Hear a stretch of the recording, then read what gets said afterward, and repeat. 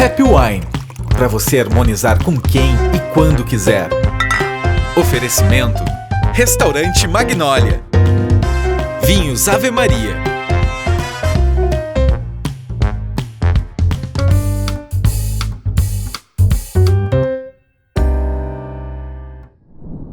Olá, está começando mais um Happy Wine, esse programa que tem a pretensão de descomplicar o universo dos vinhos. E é um oferecimento do Magnólia, porque a vida merece ser celebrada, e Vinhos Ave Maria, deguste o bom da vida.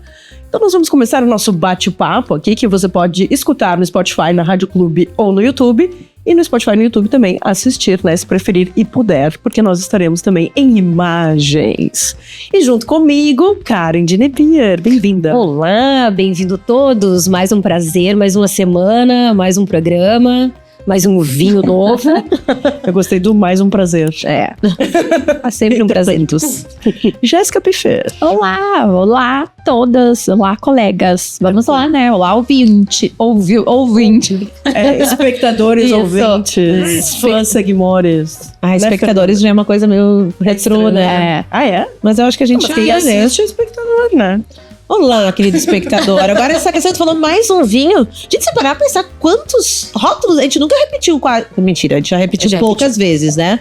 Quantos rótulos a gente já tomou nesses 5 anos de Happy Wine? Bah, tu sabe que eu tinha... Faça conta. Quantas semanas tem no ano?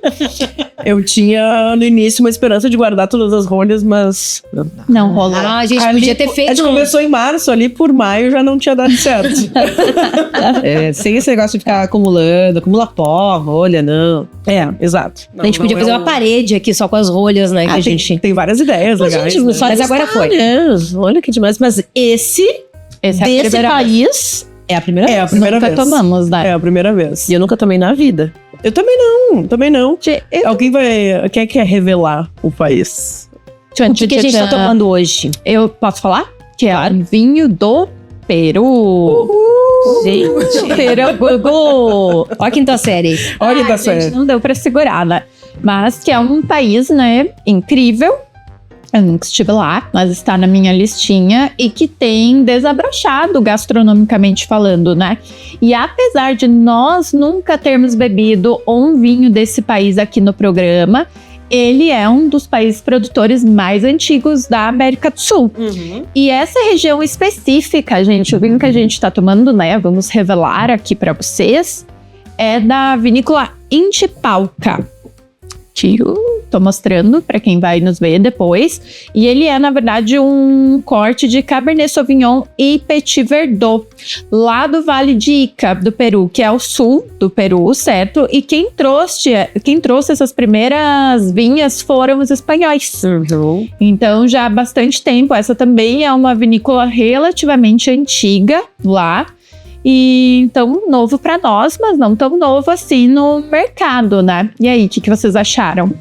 Eu gostei. E eu gostei muito desse vinho. Quais são as uvas mesmo, gurias? Cabernet Sauvignon, tá? Já tradicional. A gente 70%, né? Então, bastante Cabernet. 30% de Petit Verdot. E a Petit Verdot, gente, eu trouxe algumas curiosidades sobre ela, que eu não sei, ela, assim, não é uma uva tão popular, digamos, quanto a Cabernet Sauvignon, também uma uva francesa. E a curiosidade, o nome dela já começa que é Pequeno Verde, porque ela é uma uva que amadurece mais tempo que as outras. Amadurece, aliás, mais tarde que as outras, né? Então, muitas vezes na França, ela acabava sendo colhida meio verde mesmo. E por isso, sempre usada em blends, né? Porque essa característica podia trazer algumas coisas não tão legais, né? O colhimento precoce, digamos assim, não tão legais para o vinho. E aqui eu trouxe várias outras curiosidades sobre ela, mas uma das que é exatamente por isso, ela adora barrica. É uma das uvas que mais se dá bem com barrica de carvalho. Acho que ela precisa, na verdade, da barrica pra dar uma domada nela, né? Uma domada nessa, né? Porque colhida verde vai ter muito mais tanino, muito mais astringência, entre outras coisas. Eu acho que ela tem a casquinha, ela é aquela uva de casca mais grossa, né? Sim. Então, normalmente, também os taninos aparecem mais. Tanino e barrica, eles são best friends. Sim, né? Porque um, né, controla, vamos dizer que a barrica controla o tanino e o tanino com a barrica conferem características legais, né? Que se buscam no vinho. Envelhece bem o vinho. Envelhece bem. E outra curiosidade sobre a Petit Verdot, gente, é que na França ela acabou sendo meio que escanteada por causa disso mesmo, né? Conhecida como uma uva temperamental, porque quando ela tinha esse colhimento precoce, Ela se identificou. nossa, A Petit Verdot. inclusive, antes de eu seguir, eu vou fazer uma pausa dramática aqui para eu trazer uma frase sobre a Petit Verdot que eu adorei. Enquanto isso, Só a gente pra dar- enrola. Tá. Só pra Eu dar achei que ia ser uma mais rápido. dimensão, né, da produção do Peru, que apesar de ser antiga a presença das vinhas ali, que é antes da produção do Chile e da Argentina, imagina que hoje são países, né, super Sim. protagonistas na produção de vinhos, né, eles não têm muita visibilidade, né, enfim, e produzem bem pouco, ó, menos de 1 milhão de litros por ano. Então ainda não é um volume. E o Peru não é um país pequeno, né? Exatamente. Então realmente talvez tenha essa questão de tradição mesmo, né? Que se criou em outros países e. Eu acho que eles preferem tomar pisco. Pisco, que também é de uva, né? É um destilado. É uma das uvas mais cultivadas. Não, é da tequila, que é a agave, da tequila. É. Ai, eu tava juntando aqui pra mim. Se você ia dizer que era da Os incas, agave. os mais os astecas. Agora Isso, deu né? É complicado. Eu nunca me dediquei às aulas ali de história. Pra mim é tudo, né? Mas tu sabe que essa questão, né? Eu brinquei até quando eu comecei o curso ali de sommelier. Que ia precisar aprender muito sobre geografia e história, e de fato, assim, né, quando tu começa a entender mais, ou querer estudar mais sobre vinho, é muito importante tu entender. É meio impossível tu dizer, eu não quero estudar a parte histórica e geográfica, mas quero entender de vinho. É bem difícil, porque uma coisa tá muito associada à outra, né? Tu sabe que eu não sei se é porque agora tudo é psicológico, né? Mas tu falou assim, pra mim ele tem um estilo espanhol, esse vinho. O negócio das características, né? Porque normalmente os espanhóis são vinhos mais pegados. 14,3. Exato, né? E eles são, né, de vinhos É. de corpo, assim, né? Então eu falei assim, essa questão das colonizações diz muita coisa, assim, né? Tanto que a gente fala que da nossa colonização vem nessa questão dos vinhos é totalmente italiana, assim, né? Então eu falei assim, tu já tem. E os italianos, em geral, me parece que eles são menos agressivos. Eles são encorpados, mas eles não são tão agressivos de taninos, assim, né? Eles não são, e eles têm um leve dulçor sempre no final. Você tá sempre não, né, gente? Com Barolo não tem nada disso, mas muitos têm. Mas outra curiosidade, essa vinícola, ela é de italianos. Tava indo também, Jéssica. Tu não omitiu essa informação. A vinícola é, mas o terroir não, né? Exato. Então, Isso aí. isso conta bastante. Não, total. E o que eu queria trazer, gente, que é o nome... volta. Ai, gente, eu perdi de novo. A gente continua. Não, mas tem essa questão também, beleza, as uvas vieram da Espanha, mas tu chega no Peru com altitudes totalmente diferentes e tendo que se adaptar, né, conforme o que deu ali, né. Então isso que é legal também de entender, né, e por que determinadas uvas deram certo ali ou não, né, e como trabalhar cada uma delas, né. E sabe, aqui que eu tenho, que ela brilha, então a gente tá falando da Petit Verdot, tá, gente? E falando aqui, a gente tá tomando... um vinho que é um blend, é mais Cabernet Sauvignon do que Petit Verdot, mas ela sozinha tende a brilhar e fazer ótimos varietais na Espanha, Austrália, Califórnia, Argentina e Chile. Ela gosta de calor e o calor faz com que ela amadureça mais e no tempo correto, né? Então, Menos verdot. Exato, ela fica menos verdot. É isso aí. E ela é aqui, achei finalmente, por favor, não me atrapalhem, tá? Pausa. Ela é tipo aquela amiga intensa e sofisticada que chega no rolê e todo mundo nota por causa da cor escura, dos taninos fortes e da personalidade marcante. Pode entrar Se no ela- nosso grupo. Eu ia dizer, se ela fosse de um signo, qual signo ela seria? Entendeu? Talvez no final desse programa a gente consiga. Sagitário. Eu acho que Sagitário é muito... Todos, né? eu acho que espumante que é o Sagitário. Não. Que vai com tudo. Vai com todo mundo, né? É isso aí. Mas Aliás, a gente tem que fazer um programa de novo. A gente já fez isso logo no início. A gente fez sobre signos. o horóscopo dos vinhos, né? Boa. Quero jogar aqui, dizer a minha sugestão de Tem que pauta. jogar pra cima pros astros. Isso. Questão de universo. E tem uma tendência forte no Peru de vinhos naturais. Biodinâmicos e tal. Recente, né? Sim, recente. Acho que isso vem muito da gastronomia. Pode ser. Eu acho, porque eles, nesse quesito gastronomia, eles estão até, eu acho, muito Tão assim, bombando, à frente, já faz muitos anos já que eles são né? Lima foi reconhecida, né, como uma capital gastronômica, assim, e que as pessoas... Realmente, minha vontade de ir para o Peru não é nem para subir lá Eu tenho essas Eu duas. dessas coisas eu acho muito... Eu quero ir para comer. Quero ir pra Lima lá, só pra ir pros restaurantes aí, comer muito ceviche. Sabe que eu fiz Compartilho. Coisas, né? Opa. Não, vai lá. Não, sabe que eu compartilho dessa vontade? Eu tenho uma ponderação sobre o Peru e porque eu acho que eles estão tão à frente da gente gastronomicamente falando, é porque o Brasil viveu durante muito tempo essa tendência que veio o Alex Atala para quebrar um pouco da internacionalização, né? Palavra difícil, dos nossos pratos, dos nossos ingredientes, e ainda vive muito isso, hoje muito menor, né? E o Peru não, eles vieram desde bastante tempo explorando seus próprios ingredientes e fazendo descobertas bacanas a partir disso. Então, eles não passaram por esse mesmo processo que a gente. Hoje, eles estão voando, né? Vamos usar essa palavra, usando o que os seus ingredientes, né, típicos ali, nacionais, podem dar de melhor, né? Mas essa tendência gastronômica não veio do Noma, porque ele começou a ficar despontado. Ele virou um restaurante, ganhou Michelin e tal, ficou um dos melhores do mundo e tal. E ele, exatamente por conta dessa diferença de apresentar. Claro, tem toda a técnica e tudo mais, mas ele usava apenas Os insumos, né? os insumos locais Sim. e da estação. Sim, acho que sim. Eu me lembro a primeira vez que eu ia, long time ago. Eu acho que Não, sim, cara, não sei te dizer com certeza. E o Noma tinha também uma característica, né? Porque eles fecharam, que era de não, além dos insumos locais, deles usarem tudo. Tipo assim, usarem... Que também é outra técnica do Atala. Tudo que era descartado, né, que não ia ser usado, eles faziam alguma criação com aquilo, né, de zero desperdício, de várias coisas nesse sentido mesmo, né. E o Atala aqui no Brasil, ele representou, indo pra Amazônia, imagina...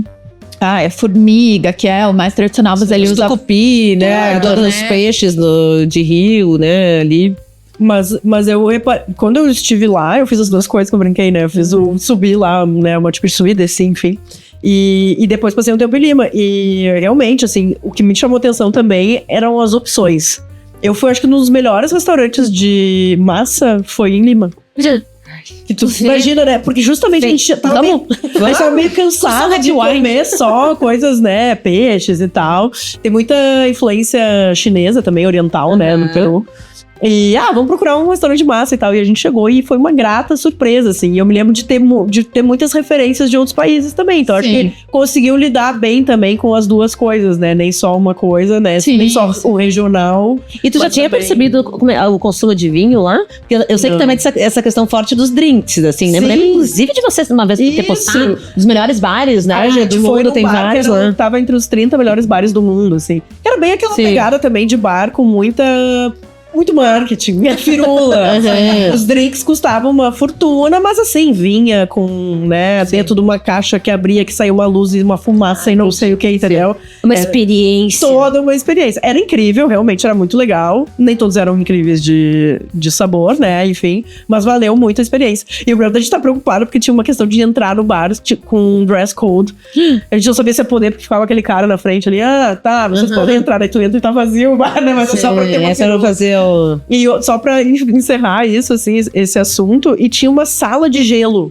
Eu achei aquilo incrível. Eles participavam de concursos de criação de gelo pra drinks e tal, e era uma sala com muitas ferramentas e tal, só pra criar e desenvolver gelo. Gente, mas eu vou dizer pra vocês, tá? Que o gelo, ele interfere e muito na qualidade do drink, né? Quando a gente coloca aqueles gelinhos berrados em casa, né? Tudo quebrado dentro e começa a se desfazer logo em água, é completamente diferente de você estar sentado ali no balcão e ter o gelão. O gelão, que a Fê chama. Como é que é o nome daquele gelo? Não sei, eu chamo de gelo. Como é que vocês chamam? Sabe aquele grande? Mas ele eu acho que vai ser de gelão. Ele Eu chamo ocupa de gelão. metade do copo. Não, mas, gente, Mas é ilusório, gente. Tem gente que fala, esse aqui é pra enganar o cliente que vai menos bebida. Não, gente, o drink, ele tem um tanto de ml. Por exemplo, sei lá, Negroni, é 30, 30, 30. Entende? Sim. Então é 90 ml, não importa. Só que acontece, na verdade, o que engana é o gelo picadinho. Porque esse sim dilui e, na verdade, tá tomando água em vez de tá tomando a bebidinha. Né? Então eu falei assim, o gelo grande, ele derrete mais devagar, né? Então ele justamente não água tanto o vinho. E aí ele drink. interfere, assim, muito no sabor do drink, porque fica o drink geladinho, gostoso, né? Não fica aquela coisa misturada com água, não é translúcido. Agora eu entendi por que o meu tinto de verano não fica igual.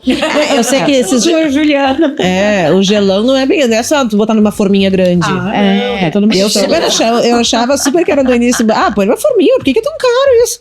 Pra fazer o dito do translúcido tem que, sei lá, o quê? A água ferve e tal. Pois, toda uma função. E não vai a água da caixa. Gelos e vai fazer uma pauta só sobre gelos. Mas a gente tava falando sobre... Eu fiz a brincadeira do Peru ter muitos anos de produção de vinho, mas não ser tão conhecido, porque talvez o marketing do Peru não seja tão bem feito, né? Exato. E aí, o marketing é tudo vale a pena tudo pelo marketing? Olha, gente, vinho, se vale a pena, eu não sei, mas que é quase tudo Porque, gente, um marketing, ele pode alavancar tanta coisa, né? Tipo assim, você fala assim, às vezes o marketing consegue alavancar um produto ruim. Às vezes é difícil, né? Eu falei assim, um produto muito bom, mas sem marketing ele também não vai, é difícil alavancar, né? Então eu falei assim, sim, olha, marketing. E vou dizer que nesse mundo do vinho, a gente, né, já falava muito desde o início do Happy Wine, a gente pegou, agora deu uma acalmada, né, aquela época dos rótulos divertidos, assim, que é muito recente, é coisa de bem, 5, 6, 7 anos, que os rótulos começaram aqui no Brasil sair um pouquinho da linha de ser aquele nome da vinícola. Qual é o blend, ou qual é, né? Tipo esse aqui, né? Esse aqui também. Tipo assim, aqui os rótulos começaram a ganhar nomes, né? As linhas, ter, né? Cores, né? Se comunicar em outras formas, assim, né? Então... A gente teve até a participação do Snell, que é também um criador de rótulos, né? E que ele explicou, eu fiquei bem impressionada. Tipo, ele estuda muito com relação ao tipo de vinho. Então, dependendo do tipo de vinho, qual é o terroir, qual é a história, qual é a vinícola, ele chama um determinado ilustrador para fazer um desenho específico para aquele. Então, tem todo um estudo em cima de como se vai apresentar um vinho. Uma coisa que a gente já falou também, falando em marketing, o Happy Wine é um programa que já me tirou de muita roubada de marketing de vinho, porque eu aprendi muito, e quando a gente não sabe, é mais fácil a gente cair nessas roubadas, né, de quando a gente tem um pequeno conhecimento, é que os rótulos entregam muito sobre o vinho, porque ninguém vai dedicar tempo e vai financiar para ter um vinho ruim. E outra, que esses vinhos divertidos, em geral, não são vinhos para serem levados a sério. Então o rótulo já entrega que não é um vinho com complexidade. Mais despretensioso. Exato, que vai ser uma coisa que a gente vai tomar para ficar ali degustando, experimentando e decupando. E o contrário sabores, também, né? Se é pra ser uma coisa super, né, formal e tal, pra dar aquele peso, inclusive pra te poder cobrar caro, né? Toda exceção, né? Toda regra tem sua exceção, né? Mas, meninas, vocês lembram, não sei se vocês viram o case do vinho chamado Putos. Putos, exatamente isso. Não. Obrigada, não. Agora é a hora que a edição do programa. Mas não, mas olha só, isso ele e não é nem português esse vinho, né? Não, ele é português. Mas ele é vendido pro Brasil só. Porque olha só a história, gente. Ele foi feito, na verdade, por 3 comediantes aqui do Brasil, que quase todo mundo conhece, que é o Danilo Gentili, Oscar Filho e Diogo Portugal. O que eles fizeram? Eles, né, curtem vinho, foram lá em Portugal. Portugal, né, não só Portugal, gente, o mundo inteiro. Hoje as vinícolas produzem vinhos especificamente, né? Se tu quiser ir lá bancar, fazer um vinho com teu nome, faz isso, o Happy Wine, tu faz, né? E eles foram, por que não? Eles fizeram um vinho chamado Putos, que depois que eu fui ver que em Portugal significa garotos, né? Putos. Mas claro, né, já faz a conotação no Brasil. Só que eles fizeram muito parecido com o rótulo do Petrus. Muito parecido mesmo. Bem... Então, ali eu acho, claro, mas claro, era o intuito. Não foi sem querer. O intuito era pegar, né, ser parecido, mas nem um pouco no vinho. Tanto que ele é um vinho de entrada, um vinho barato, assim, entre aspas, barato, né? Então, o vinho do Alentejo e tal. Mas eu acho que talvez passou um pouquinho, não só do nome, sinceramente. Acho que não. Acho que até é legal, divertido, porque diz que muitas pessoas compravam pra dar de presente, né? Essa história. Mas porque eles fizeram um rótulo muito parecido, na verdade. E daí, eu acho achando que ia ser uma brincadeira, que o Petrus nunca ia vir aqui, né, no Imagina, Brasil. né? Os caras são Mas eles vieram. Entraram com uma ação judicial contra na distribuição e ela realmente foi barrada, está ainda. E a importadora, que é até uma importadora bem grande, que a gente já tomou vários, né, a Porto a Porto, tá lá com os vinhos todos estocados. Entrou com ação judicial também pra pedir liberação, mas por enquanto está lá no Supremo Tribunal, ó, motherfucker, esperando uma decisão. Mas oficialmente, sim, Petrus notou. Viu só? Notou o Brasil e foi lá e não no bom sentido. sucesso. De marketing. Né? O marketing causou a ponto de chamar a atenção dos caras. E com certeza, quando puder voltar a comercializar, se puder, né? Vai. A gente vai ter que tomar. A gente vai tomar um aqui. Ouvinte, você vai saber. Quando eles liberarem, a gente vai tomar um aqui e vai contar pra você. Vamos tomar esse putos lá. E a gente vai fazer um nosso que vai se chamar... Pô, gente, era tão óbvio. Putas, né? Nossa, Bia, que engraçado. A gente tão... A gente aqui, ó. né? Tão óbvio que precisa ser dito, né? Não, mas né? O próprio Petrus, assim, ele tem marketing por si só, né? Do que é. Mas eu acho que a maioria das pessoas não consegue nem explicar por que ele é um vinho tão caro, né? Ele é em Bordeaux e tal. Mas foi se criando uma mística em volta do Petrus tão grande, né? Que também viralizou, inclusive, com as pessoas fazendo essa função da ostentação, né? Dos jogadores comprando e fazendo sangria, não sei o quê. Que também acaba sendo um marketing, né? Porque às vezes a marca também sofre um marketing alheio que não tem nem controle, né? Exato. Alguém pega aquilo ali. Gente, aquele da Ferrari, vocês não viram que a Ferrari foi lá e pediu de volta? De um MC da vida comprou uma Ferrari. Top of Mind vermelha, lá, aqui, gente, no Brasil, lá no Brasil, sabe? Que é nesse lugar que a gente mora. E, na verdade, a Ferrari foi lá, eu não sei como é que se desvendou, e pediu, tipo, entre aspas, de volta, assim, porque ele não estava no escopo pra ter. Não basta só ter dinheiro pra ter uma Ferrari. Tipo, pode isso? Não sei. Eu ia até dizer que me surpreende ele ter conseguido comprar e eles terem pedido de volta, porque eu li que a Ferrari já tem essa política há muitos anos, que você tem que preencher muitos pré-requisitos pra você poder ter uma Ferrari além do dinheiro. Na verdade, eles foram pra cima da loja que vendeu a Ferrari pra ele, né? Porque o errado é essa Ferrari ter vendido. E claro que, assim, né, gente? Claro que pode, porque a marca é deles, eles podem escolher pra quem eles vendem, assim. Sim, mas ele pode ter comprado de outra pessoa, daí não tem o que fazer. Mas daí, eu acho que deu alguma coisa. Não sei se devolveu, sei lá, e foi lá, mas é que era muita história porque não era só uma Ferrari era uma Ferrari vermelha, que era icônica, assim, sabe? Mas é isso, sabe? Eles estavam, daí essa Ferrari aparecia nos clipes, e vai totalmente no contrário do cliente, né? E daí começa a virar, essa marca vai pra qual lado, sabe, né? Sim. É que nem as Lacoste também entrou meio que, né, nos MCs da vida, a Lacoste, né? Falsificação também, isso, né? Daí tudo que vai pro popular entra muito forte a falsificação, né? Mas que loucura, tem que mandar um currículo pra conseguir comprar uma Ferrari. Exato. Mas é tipo, se a gente parar pra pensar, é muito parecido com a Hermès também. Porque você também, além de ter que entrar na fila, enfim, né? Não basta ter dinheiro, você também tem que preencher pré-requisitos. Não é simplesmente, Por isso vou que hoje chegar ela é a mais falsificada, né? Uma das marcas mais falsificadas é da Hermès, também porque gera esse... disso. Sim. Exatamente. Olha eu pegando o microfone. Como o Met Gala também, né? Não adianta tu ter dinheiro, tu tem que pra tu tem que ser convidado a pagar para ir no Met Gala. Sim.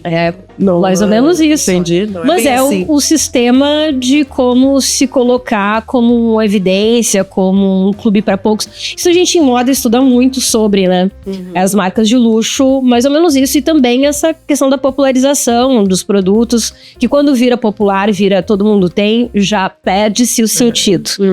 Então, já porque eu entendo a Petrus, né? Nesse caso, né? Tipo, virou quase uma piada, né? Porque as pessoas estavam fazendo piada desse vinho, na verdade. Talvez pessoas que nem sabem o que é o Petrus, mas daí não tem a referência, né? E sabe o que eu às vezes me pego pensando nessa questão do marketing, enfim, das proporções que isso tomou e como as pessoas estão ficando boas, né, em fazer marketing, como ele se propaga muito mais rápido, né? E ai, gente, eu caio muito, assim. Eu sempre me frustro com algumas coisas, principalmente de comida, né? De comida e tal. De olhar o lugar no Instagram e, ai, meu Deus, esse lugar é sensacional. E aí eu já idealizo, porque eu sou uma pessoa que eu crio muitas expectativas em cima daquele marketing.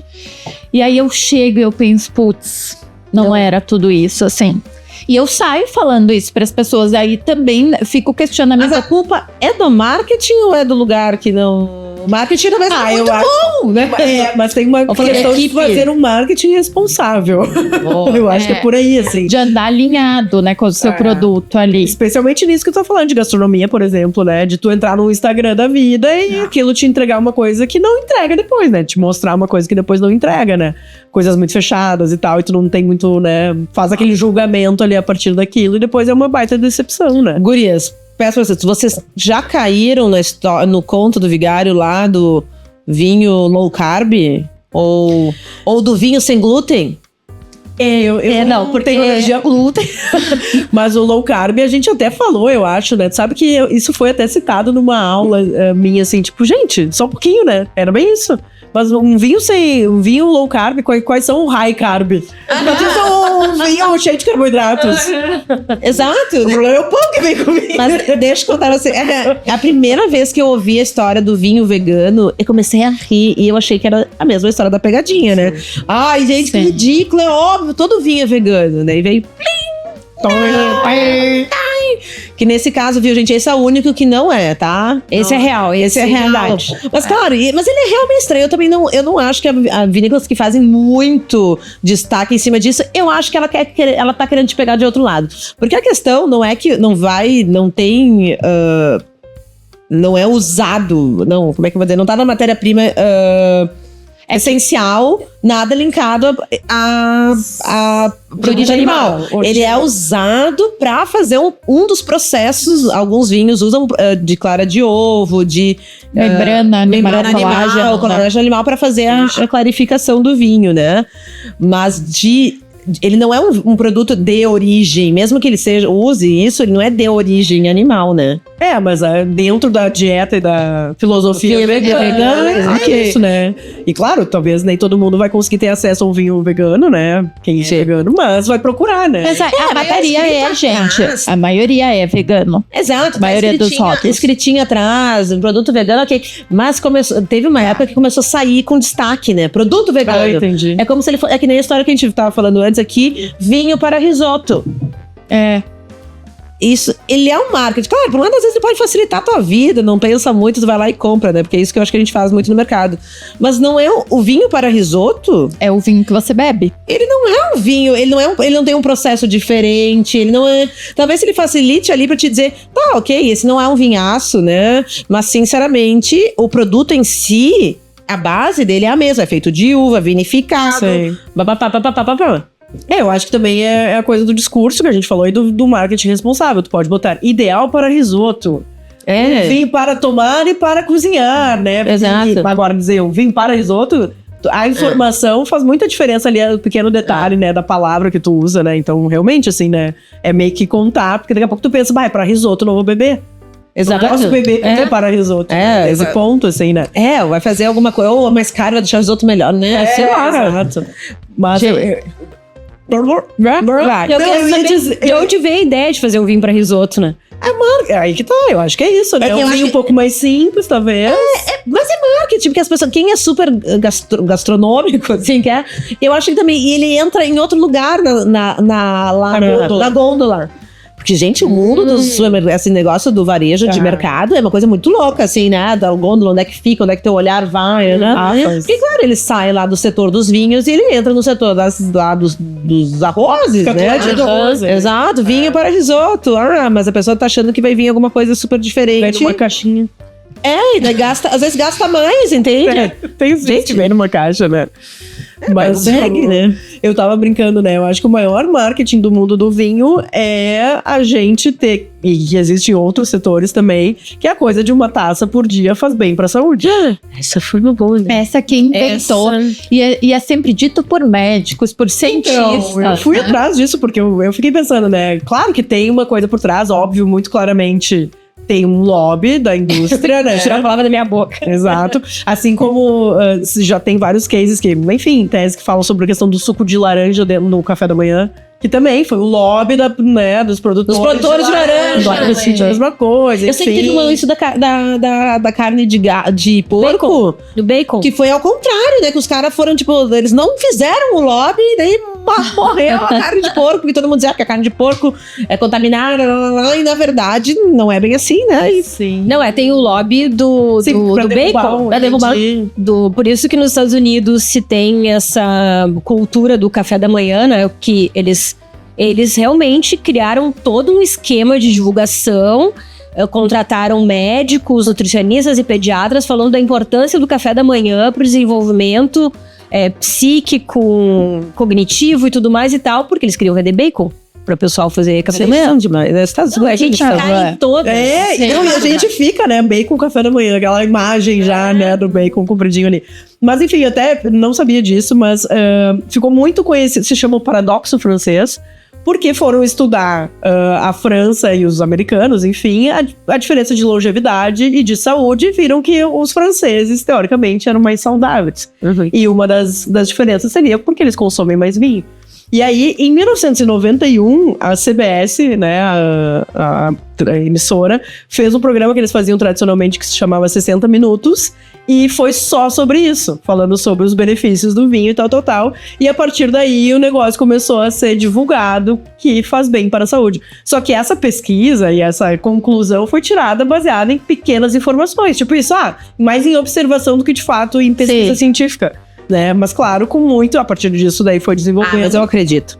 O INAO, que é como se fosse o Ministério da Agricultura da França, botou uma grana também, né? As grandes indústrias do vinho também. Só que hoje tem uma tendência não, todos os estudos dizem que um consumo de álcool, mesmo que seja baixo, em nenhum momento ele é benéfico e ele sempre vai ter um risco. Sim. Né? Então também é uma questão de como tu vai fazer esse marketing consciente e responsável. Mas é que nem o ovo, gente. Um dia pode comer ovo, outro dia não pode comer ovo. Não é bem que nem o ovo. Agora a gente tá na época do ovo, né? Do pode. Então eu prefiro acreditar que Porque o vinho, ele tem uma questão, gente, que isso já é também comprovado cientificamente, que é usado para fazer cosméticos, inclusive de rejuvenescimento da pele, que é o resveratrol, né?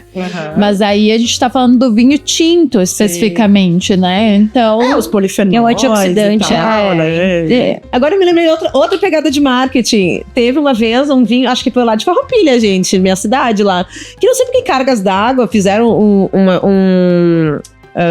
gente, como é que não é exame? Fizeram um negócio e que ele tinha um teor mais alto de resveratrol do que os outros vinhos, assim, do que o normal dos vinhos.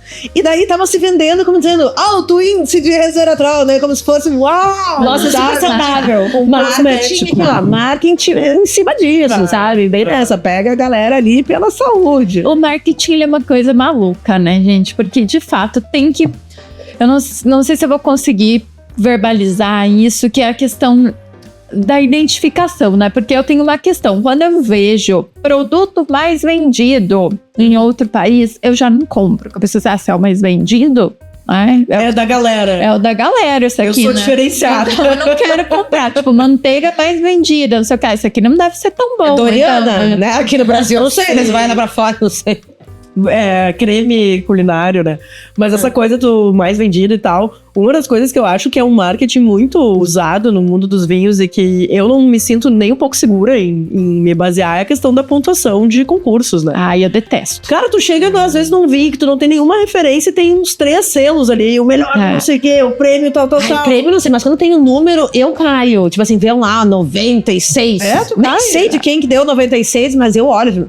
Pois é, 96. Mas é que quando a gente não sabe de alguma coisa... Happy Wine, a gente podia deixar de fazer o nosso, né? Prêmio Happy Wine. Dar uns... Ai, gente, eu vou dizer pra vocês que eu tenho um pouco de problema com tudo que envolve premiações e selos e tal. E sempre que eu vejo também qualquer, né, ganhou tal coisa, eu sempre me faço a mesma pergunta e às vezes até vou atrás, tá? Mas quem que julgou isso aí? Quem que avaliou isso aí, né? Quais são os critérios, enfim. Mas é claro, isso é como fala, uma jogada de marketing excelente, né? Porque tá ali as medalhinhas, né? Chama atenção. Não, gente, eu posso falar, chama atenção. Eu me lembro no Férreo, na época, a gente tinha aquela adega aberta e tinha um vinho, ele é um belo vinho, tá? Mas um vinho da Guatambu. Não tá nada, Guatambu, que eu gosto. Mas eu também não sei. Cara, ele tinha uns 6 selos, assim, de premiação, sabe? E, gente, parece que ele vendia acima da média, assim, sabe? Porque as pessoas, não tem como aquilo não te chamar os olhos, assim, tu olhava, nossa, que curioso, assim, sabe? Deixa eu ver esse vinho aqui, vários daqueles selos, assim, então, com certeza. Mas é que se tu não sabe, tu vai provar uma coisa que tu não sabe, tu não tem conhecimento, e aí eu volto a dizer, eu mesma aprendo muito no Happy Wine, não cai em pegadinha. Quando tu não tem conhecimento, tu precisa que alguém avalize isso pra ti, né? Avalize. Uma referência. Exato. Ah, eu tô entre esse e esse. Esse aqui tem um monte de selos, quer dizer, alguém provou e alguém disse que ele é bom. Eu vou naquela que alguém provou e disse, né? Cosméticos, gente, assim, olha, eu que tenho uma pele madura. E aí eu entrei no chat GPT pedi pra ele fazer. Eu mandei uma foto minha pra ele. Ele é muito jovem, amiga, ele não deve saber E aí, assim, ó, o meu chat GPT já é junto com o meu Gmail, né? Então, assim, o mundo Ele todo sabe já tudo. sabe que eu tava pedindo pra ele montar uma skincare pra mim, que tem Quantos tantos passos? anos, tenho pele assim, tem essa dificuldade, essa característica. Montou lá o skincare, blá, blá, blá, blá, blá. Eu fui pesquisar os produtos. Agora vem uma enxurrada. E, gente, eu que não conheço nada, não sei dos detalhes, sabe, dos ingredientes, o que é o quê, o que faz bem, peptídeo, não sei o que, a minha sinamida agora eu descobri. Mas, né, minha vida é outra agora. Eu vou não sei o que, eu sou bombardeada assim, eu fico olhando, nossa, esse é bom, deixa eu ver quanto custa. Nossa, mas esse aqui acho que é melhor, deixa eu ver quanto custa. Não sei, gente, eu preciso que alguém, de fato, me avalie, me Eu diga. não sei o que a gente faz numa situação dessas. Pergunta pra uma amiga, pra alguém, né? Olha, tu já usou, tu tem alguma coisa pra me indicar, né? E essas indicações aí do vinho das estrelinhas talvez seja, né? Não tem ninguém pra perguntar do lado. Gente, Vou basear nisso, a né? Perini, eu acho que até hoje, ela tem um slogan que é o 5º melhor vinho do mundo. Eles chamam, eu vi acho até há pouco tempo, já faz muitos anos que eles ganharam realmente uma premiação na Europa e tal. Realmente não, mas pela espumante moscatel deles. E daí ela tem que, sei lá, o 5º melhor vinho do mundo. Caceta, né? Os caras, eles fizeram outdoors, Imagina, coisas assim, tipo, até hoje tu vê. E não tem como aquilo não te causar atenção, uma né? certa curiosidade, Claro, pelo menos, assim, claro. sabe? Vou provar, né? O que é isso? Deixa eu ver. Pô, um vinho barato ainda, sabe? Mas tu sabe que Então- os Grand Crus de Bordeaux tem uma história que eles são os mesmos chateaus desde 1855, porque o Napoleão III decidiu lá que na feira, né, do comércio tal daquele ano iam ser aqueles 5 vinhos ali, aquelas 5 chateaus, e nunca mais mudou. Né? Então é isso, né? É o marketing, né? Porque às vezes é isso, alguém vai lá e diz que aqui nesse caso, e tu vai usar aquilo pra sempre. E o negócio nunca mais teve uma reforma, né? E continua sendo o Grand Cru, mas um negócio que foi avaliado há mais de um século atrás. Gente, eu agora vou trazer uma notícia bem rasa, sem baseamento. Bombástica. Mas que tu falou isso, me lembrei. Essa semana saiu uma notícia de um chateau da Espanha, de champanhe, que ele foi condenado ali porque ele adulterava, na verdade. As espumantes não eram da região. Ele comprava uvas de outras regiões, né? E botava outras leveduras e tal pra chegar. E ele mesmo, o cara... E ele disse assim que, na verdade, isso tudo foi por causa dos acordos, principalmente com as grandes redes de distribuição, redes normalmente de supermercado e tal, que ele não conseguia bater. Ele fez um acordo com os caras gigantesco, não conseguia bater mais preço. E o único jeito que ele, entre aspas, o único jeito não, né? Mas o cara, né, foi de realmente burlar isso, sabe? Mas daí já botou, porque daí acontece, isso põe em risco, né? Em risco todos os outros, né? Porque, tipo, é aquela história que a gente falou outro dia da França também, deles estarem servindo um produto, né? Vendendo um produto e servindo outro, né? Vou dizer, gente, a França está em crise nesse negócio do vinho aí. O consumo baixou horrores, né? Os caras estão eles estão sendo pagos para destruir vinhedos. Para diminuir o volume, para que as empresas não vendam muito abaixo, né? Dos valores e não desvalorizem. Então, o governo vai lá e banca para destruir vinhedos. Isso é muito louco, né? É muito louco. É a lei da oferta e da procura, Lei da oferta e da gente. procura. É uma coisa ótima no mundo Vamos lá, No mundo capitalista, exato, vive disso. Né? A gente vai ter que botar vinho fora pra pagar mais caro. Manda pra cá. Pagar mais caro o vinho, né? Porque não pode todo mundo tomar. Imagina. Então, isso sabe o que podiam fazer com esses vinhos? Podiam botar no mar, que nem fazem algumas vinícolas. Deixar lá um tempo, buscar lá do mar e vender R$3.000.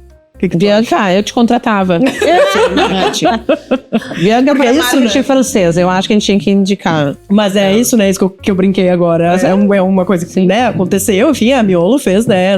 Eu tô brincando, não tomei o vinho, né? Não sei se teve algum tipo de influência, nem sei se eles conseguem, né, apontar que tipo de influência teve, mas foi exatamente o que aconteceu, né? Eles botaram um lote ali, não sei quantas garrafas eram. Você sabe que eu já ouvi gente de uma vez, nem vou dizer o nome da vinícola, mas que bem. Eu falei, do lado.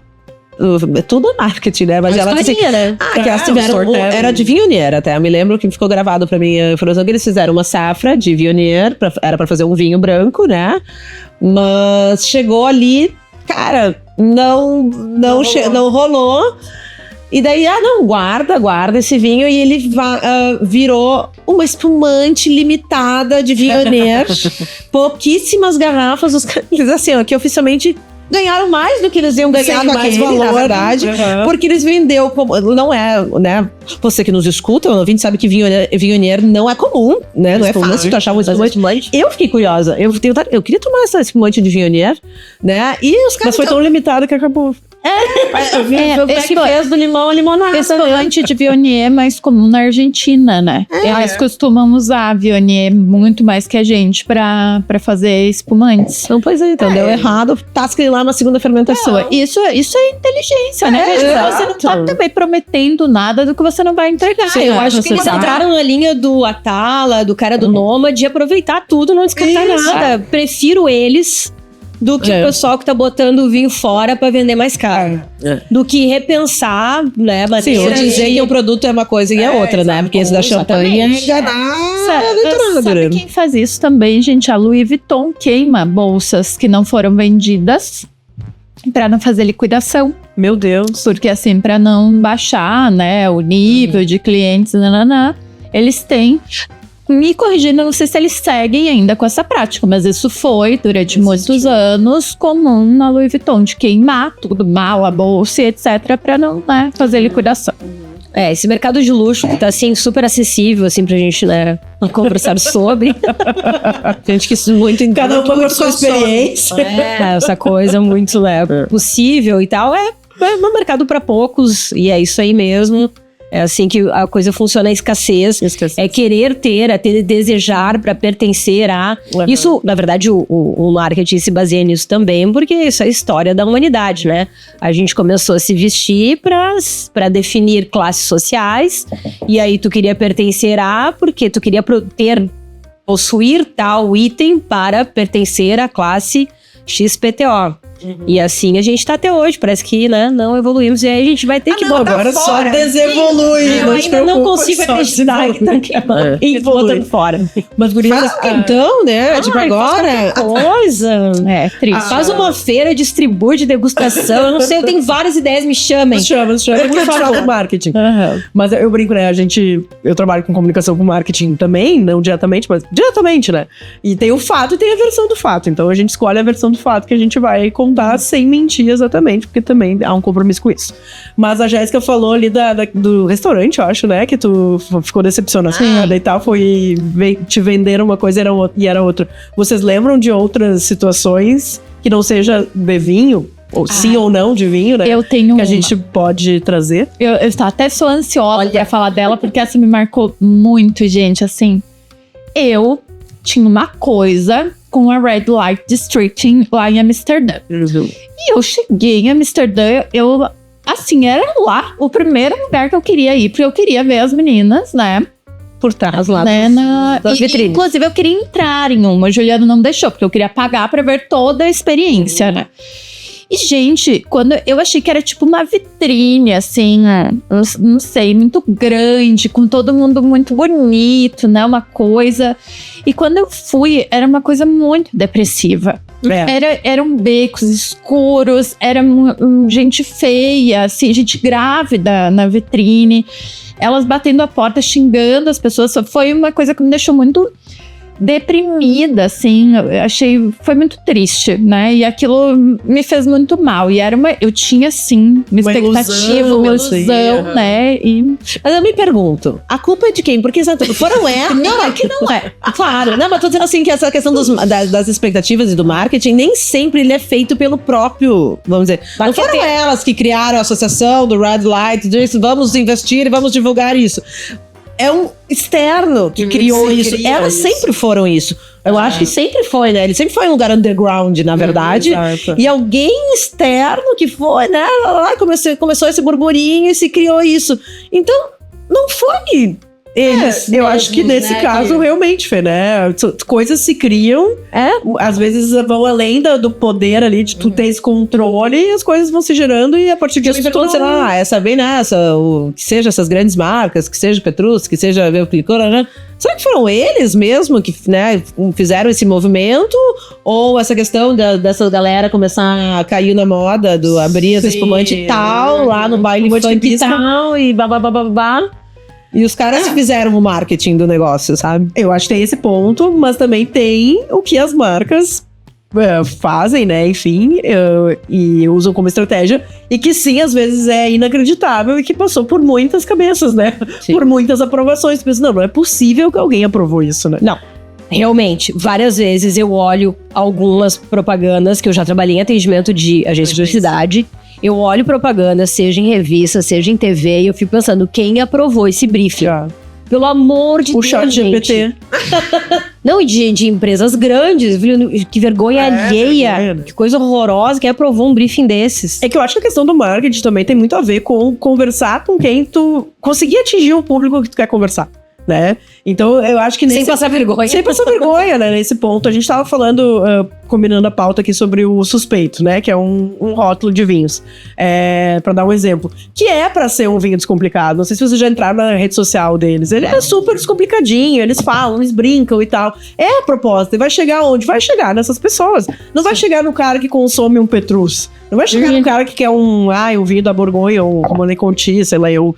Então, realmente, pode até chegar, mas não foi o intuito deles. E o cara não vai querer, provavelmente, né? Ele vai querer, não, isso aqui não é pra mim, eu tô acima disso aqui, beleza. E tem gente que é o que a gente falou, não sabe comprar um vinho, pô, vou olhar esse rótulo aqui, é bacana, gostei do nome, eu vou levar, né? E acho que vocês, né, eles têm empreendimentos, sabem bem disso, assim, como é que chega, né? E tem um perfil do seu cliente, sabe escolher ali conforme isso, né? Eu me lembro a gente já tomou algum vinho, enfim, mas daquele da Rainha da Inglaterra, da Elizabeth. Aquela tinha na frente, né? Aquela ali, gente, acho que esse projeto morreu. Eram vários, né? Tem vários. A gente tomou no programa também que não era da Rainha. O que é isso, gente? Eles eram um projeto também, né? Eles eram uma vinícola, exatamente. Que era tudo divertido. E eles tinham aquele da vacina, sabe? Eles fizeram aquele da vacina. Eles tinham várias vacininhas do rótulo, só que eu não lembro os nomes. Que era bem pra brincar com isso, assim, né? Com essa... Acho que foi o marketing não foi tão bom, a gente nem lembra. Foi bom, a gente lembra, não lembra mais. Mas eu acho que ele deu uma diminuída. Foi bem... A pandemia foi o ápice daquela época dos rótulos de criatividade dos vinhos e o boom de vender vinho também. Sim, né? Porque as pessoas estavam comprando vinho online também. A gente precisava disso, né? E cursos e vinhos. Eu até ia comentar que a Bianca falou de negócios. Gente, eu acho que eu sou péssima no marketing do meu negócio, porque mais de uma vez eu escutei que eu acho que eu não crio expectativas nas pessoas, porque mais de uma vez eu escutei, Pani não prometeu nada e entregou tudo, mas ao mesmo tempo, como eu não crio nada, eu é mais conservadora do marketing. Mas eu não sei se eu sei comunicar muito bem, assim. Isso é um elogio? Será que isso é um hater? É uma super expectativa, né? Mas a gente também... Mas a expectativa é a mãe da merda. Cria unicórnios, mas não cria expectativa. Porque elas... Uma expectativa pra tu avaliar o vinho, assim, faz uma cegas ali, umas cegas. Ele quebra. Juro. Eu já simpatizei com esse vinho, porque eu já simpatizo com o Peru, assim, pra mim já é uma coisa, sabe, que eu olho assim, aí Peru me parece descolado, assim, sabe? Então, eu naturalmente já gostei desse vinho. eu já achei ele legal, eu já achei, sabe? É Tipo bem assim. Então, se tu encontrasse ele às cegas, sei lá, não me contasse nada sobre ele. Tem o efeito placebo do marketing, né? Que é bem isso, né? Ah, quero ir lá, quero tomar tal coisa e tal. Tu toma, ou às vezes, sei lá, né? Pode ser pro bem e pro mal, mas às vezes é bem isso. Nossa, é incrível e tal. Porque tu já tinha consumido um monte de coisa, um monte de gente falando que aquilo ia ser maravilhoso, né? A gente já tomou aqui no programa que nós não tivemos uma boa experiência, que foi um vinho sem álcool. Ou desalcoolizado. Desalcoolizado, né? Que pra explicar também, o vinho sem álcool é um vinho que é feito e depois, com uma tecnologia, né? Que custa muitos dinheiros, se tira o álcool, né? Então, e cada vez mais existem, né, essas opções, porque é uma tendência, a gente sabe disso. A gente falou sobre o vinho, o álcool não fazer bem. Não só por não fazer bem, mas por uma tendência de comportamento, cada vez menos as pessoas, né, especialmente os jovens, têm bebido menos. E o vinho sem álcool tá aí. A Freixenet agora tem uma linha de vinho branco, vinho tinto e um espumante Tanto que eu gente, desalcoolizado. lançou Que viu na Europa, basicamente. Zero álcool. E eu tomei o espumante da Freixenet, zero álcool, e ele é muito melhor em relação aos outros vinhos que dizem ser zero álcool, porque é aquilo que a gente falava, na verdade não são vinhos, né? Um mosto de uva com gás. É um suco de uva com gás. Suco de uva gasificado. Mas que vende numa garrafa bonitinha de espumante. Mas Eu vou dizer pra vocês que nada a ver com isso, mas eu prefiro tomar aquela kombucha que a gente tomou. Exato! Que era Tava, né, Karen? Que era Era muito gostosa. ela é bem gostosa. É da banda, é muito gostosa. A garrafa é linda, e ela tem as borbulhinhas ali. Eu prefiro muito mais tomar aquilo do que o desalcoolizado. Bem... Os que não são desalcoolizados, enfim, que eu também já tomei vários, é muito doce, né? É muito diferente do que tu imagina de um espumante. Então tu já tem aquela Eu vou dizer que pra mim, coisa criada na cabeça. isso é que nem... desculpem, é que nem a salsicha vegana. Não é a mesma coisa. Eu não sou contra, não sou vegana nem nada, mas assim, tem comidas que eu prefiro até a vegana porque tem ali um porquê dos ingredientes. Agora, a tua memória da salsicha é aquele gosto. Então, quando tu vem com uma salsicha vegana, não é aquilo. É que tu não vai que superar. nome tu vai dar? É que as pessoas, né, eu acho que esse negócio quando eles na época dos veganos, é né? a mesma coisa. Então, vamos tomar uma kombucha. Sabe? Porque a minha memória da espumante tem aquele gosto, tem aquela... Não é uma espumante, não é uma cidra. Só que né? aí eu acho, Karen, que a gente também vai pra uma outra camada, entendeu? Da época que eu parei de comer carne, eu não como salsicha, gente de origem animal, nunca comi, não gosto, etc. E eu comprava salsicha vegetal, porque eu pensava assim, e compro ainda, né? Consumo, enfim, não comia animal, por questões de não gostar, mas a vegetal eu gostava. E eu acho que o nome, ele traz, assim, pra quem parou de comer, frango, né? Vegetal. Mas daí, o que eu digo, tudo bem, é a troca de quem resolveu ser vegano, mas assim... E daí tem dois viés, né? Essa questão. Pra quem não é vegano e quer provar, não vai ser bom. É que eu acho também tem uma coisa que talvez não faça muito sentido, mas assim, beleza, tu vai ter essa carne e tu tem que botar uma forma nela, entende? Sim. Entende? Ela não é uma carne moída. Sim, mas o que eu quero dizer... Então acaba tendo no imaginário das pessoas aquilo ali, entende? Sim. Mas eu te É que parece que eu não sou vegana, mas eu eventualmente eu gosto de comida. Ponto, né? Vegano ou não vegano, eu gosto de comida. E aí eu vou no restaurante, então comida vegana, então é só pra quem é vegano. É isso. Sim, sim. Não é pra quem gosta de comida.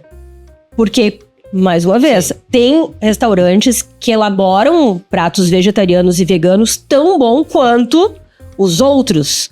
E aí, quando tu substitui uma coisa pela outra, que tu já tem, tu conhece o gosto, a textura e tudo mais, ela não vai te entregar aquilo que tu tá acostumado. Exatamente. Tá no processo de, eu acho, daqui uns anos, gente, nem vai começar a criar-se nomes pra isso, né? Exato. Hoje tudo a gente alia aquilo que já teve. Eu acredito que salsicha é uma coisa que daqui a um pouco vai desaparecer. A salsicha, essa tradicional. Tomara que não, porque eu comi um cachorro quente ontem, tá muito bom. De papelão. E alguém fala de papelão. E as pessoas falam, a minha sobrinha fala que, né, come salsicha 1 ano a menos de vida. A cada salsicha que tu come, tá? E eu falei, ai, mas valeu esses 5 anos de vida, tava tão bom esse cachorrinho. Seguiu, gente, um cachorrinho não mata fome, né? Eu comi literalmente, comi quack. Cachorrinho de casa, tá, gente? Mas o molho é com ela picadinha no molho? Não, eu gosto da salsicha inteirinha. Não, Pra sentir o Foram 5 salsichas mesmo, Bia. Isso! É. Mas claro que tudo é o molho, né? Não é a salsicha. Mas daí veio a história que é afetivo. Daí eu comendo, eu lembrava assim, cara, minha mãe fez muito noites de cachorro quente com a gente. Então, é esse sabor que me lembra, né? Que me chama, não é nem Exatamente. a salsicha. Exatamente. Vamos de dica? O nosso quadro Dica de uma Happy Winer. Eu vou reestrear esse quadro, né? Porque ele já existiu, mas, gente, a minha dica não poderia ser outra, senão de um livro, né? Que eu li, o último que eu li, que ele chama As Vinhas da Ira. E ele ganhou o prêmio Pulitzer, né? Que fala. Isso aí. E é um clássico americano, tem filme e tal. E ele fala da migração em massa que houve nos Estados Unidos, de vários estados, mas entre eles do Oklahoma, o Texas, para a Califórnia.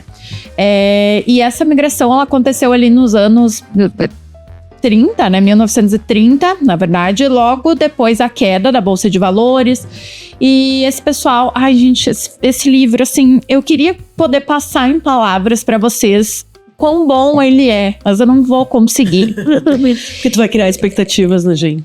Eu vou criar, mas assim, essas expectativas, elas serão cumpridas, porque ele é um vinho que ele gruda. Eu só queria contar para um vinho. Olha só, é assim que a gente termina o programa. Ele é um livro que ele gruda e parecia que eu tava sofrendo junto com a família, né? Então tem muitas famílias fazendo essa migração.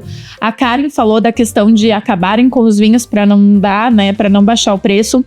Ali a gente vê como o ser humano pode ser maldoso, né, com o seu próximo. Eles até têm episódios de uvas, deles deixarem as uvas serem pisadas, comidas, pêssegos, para não dar para esse pessoal que migra, e tudo que eles querem é trabalho, né, gente? Não vou contar tudo, mas eles são muito afetados por tempestades de areia nessa região, por a má condução do solo, né? Então eles plantam algodão, e quando você planta algodão tem um processo agrícola que o solo sofre, você não pode cultivar outras coisas. Então eles passam por tudo isso, tem que ir para a Califórnia. Como americanos, eles são muito desprezados, como se eles fossem de fora ainda. Então a gente vê toda a miséria que eles passam, toda a dificuldade por gente que só quer trabalhar. E isso é muito forte, assim, no livro, me pegou muito. E eu indico aí, fica a dica, acompanhado de um bom vinho, né? Então, As Vinhas da Ira, só que eu não lembro o nome do autor, mas só pesquisar que não tem outro como. Tem no Empório Fê. Foi lá que eu comprei. Viu? Oxe. Então fica a dica, tem no Empório. Deve ter. Aquele momento, né, de assim, Eu responderia assim, de qualquer maneira, claro. Imagina. Claro que Se não tem, a gente tá encomendando. Mas você agora, se não tem, providencie. depois dessa venda aqui, vai bombar, gente. Depois desse marketing, não tem como não dá certo. Ai, gente, o final desse livro, assim, óbvio que eu não vou contar, porque eu não sou esse tipo de pessoa. Agora, eu vou te perguntar uma coisa. Depois de ter um livro tão bom, como que tu vai fazer pra ler outro? Ai, Karen, sabe que eu já passei muito por isso, assim, né? Eu já tive. É muito leitora, gente. Ela tem que superar. Isso não é o problema. Agora eu não ligo, mas eu já estou lendo outro que tá sendo muito bom, que é sobre Paris, né? Enfim, ocupação e tal. Também inclui vinho, que eu gosto bastante, então tá bem já, assim. Eu tô satisfeita. Eu lembro desse, mas eu já tô em outra, né? Tá bom. E a gente fala, já falou, né, que vinhos e vinhos, olha aí, de novo, né, a gente acaba com a taça vazia e a cabeça cheia. Livros e séries e filmes é uma ótima maneira de aprender sobre vinhos, né, ou enfim, entrar nesse universo. Então também, né, acompanhem dicas, procurem coisas, Netflix tá cheio de coisa, né. O Empório também deve ter. Eu acabei de mandar aqui, ó, já pra compradora de livros lá do Empório comprar esse livro. Isso aí, muito bem. A gente tá chegando ao final do nosso programa. Vamos só reiterar, gurias, então, esse vinho, que é um vinho peruano, sim, do Peru. Adorei, gente, a cara do inverno. Ótimo, Semana que vem tem a previsão ó, de baixas temperaturas eu tomaria bem feliz mais uma Muito garrafa. gostoso. Exatamente. E, gente, um agradecimento mais do que especial pra Charbonade lá. Especialmente pro Marlon, que foi, né, um oferecimento deles. E a gente ainda tem um outro do Peru pra tomar da mesma vinícola, que é a versão branca, né? Gente, ó, e ele é muito... Parabéns, Charbonade. Olha, a gente é muito doida. A gente fala, né, de tudo fora. A Charbonade é uma baita de uma importadora. Está aqui em Canela. Eles atendem o Brasil. Eles estão entre os maiores do Brasil. Ah, é? E esse vinho... E esse vinho é importação deles mesmo, né? Não só eles vendem, né? Eles importam essa. E a Charbonade costuma importar várias vinícolas bem pequenininhas, né? Bem Tipo assim, boutiques, fora assim. do convencional, né? Eles têm de vários países também diferentes da rota aí, né? Do tradicional. Do vinho do velho mundo, assim. Então, olha, Charbonade, parabéns pra Parabéns. você. Muito obrigada. Vai buscar desse... Arrasaram. Isso aí, a gente vai tomar ainda esse branco também. E é isso, né, gurias? Vamos fazer um brinde para encerrar o nosso programa. Cheers! Muito obrigada e até o próximo.